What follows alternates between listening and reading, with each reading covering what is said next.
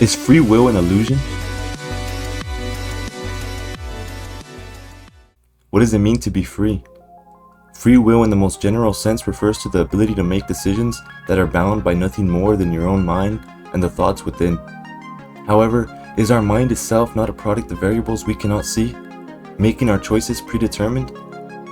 Let's break this down. I'm going to begin by making assumptions that may or may not be true, and explain why free will may or may not be real. Firstly, I will make the assumption that the universe has an origin, a single point in time that in theory could be traced back to as the beginning of reality. Although science is not formed on consensus, a leading theory about our universe is the Big Bang Theory, an explosion at the beginning of time that over the course of billions of years has led to everything we see today. We can think of the origin of the universe as a set of initial conditions.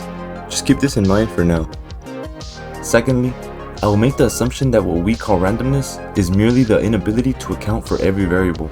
In other words, nothing is random.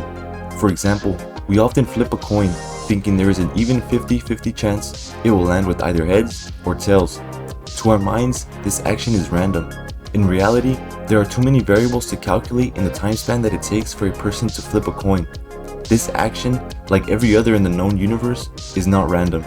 It depends on the atmosphere you are surrounded by, the amount of force you push the coin upward with, the angle it leaves your hand, and the list goes on. Whether simple or complex, everything can be broken down into an immense but finite amount of variables.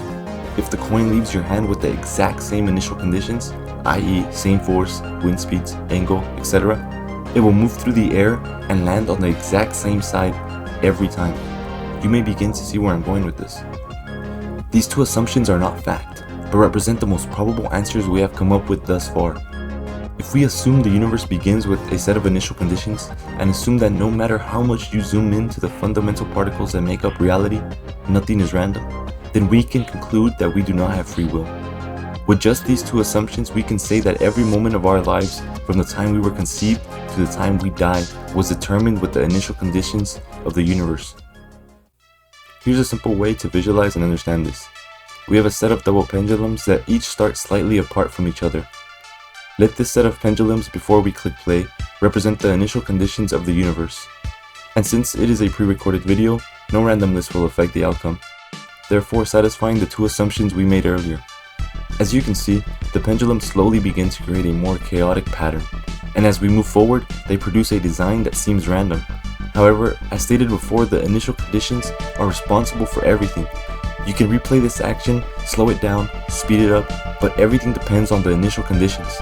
You change the initial conditions, you change everything thereafter. Thus, if these two assumptions are correct, then God's plan is real.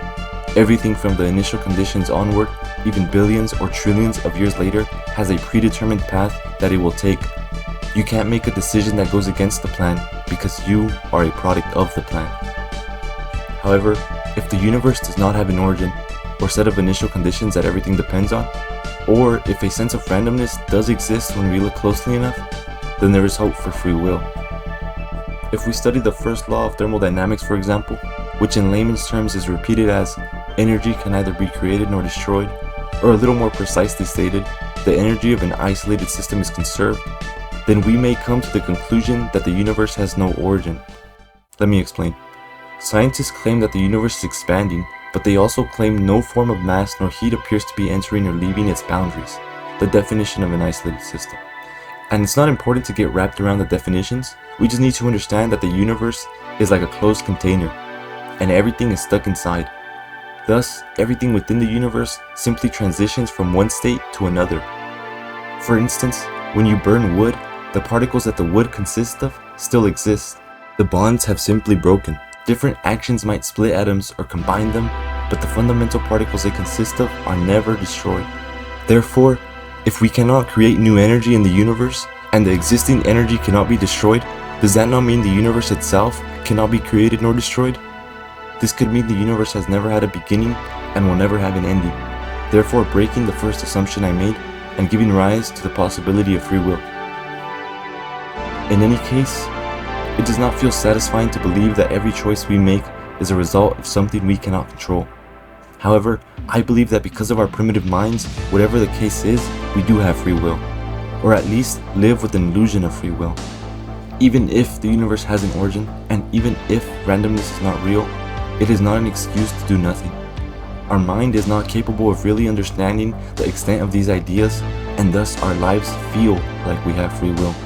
And if we can't tell the difference, is there one? What do you think?